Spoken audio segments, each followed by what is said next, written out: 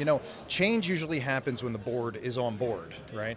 And there are many executives at community banks that want to make change happen, but sometimes they just don't have a loud enough voice even in the boardroom. But with companies like yours, data analytics are so important. Giving data to the front end user and having them interpret the data and unifying the bank with its mission data driven, how far can that go with actually getting the board on board with making a big change like that? You know, it's interesting. I think at the smaller banks, the board is involved in purchasing a solution like KlariVis. We actually have a board reporting suite. And so oftentimes the way our executive teams engage the board is talking about, well, do you really know how long it takes us to put together our board package every month?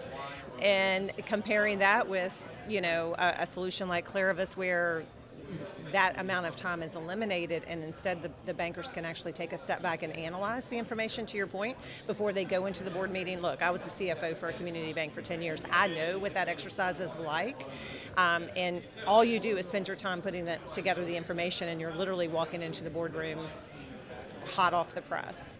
And so when you have those conversations at the board level, they get it, okay? But a solution like KlariVis, I think at banks, let's say 500 million or above, very rarely does the board get involved with that.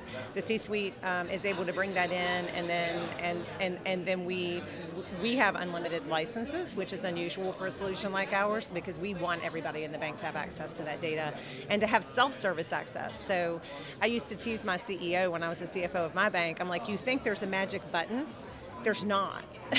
It's a lot of people doing the work to get those reports and those graphs made and that information disseminated. And so we created the magic button, or the easy button, I call it, at KlariVis. That's great.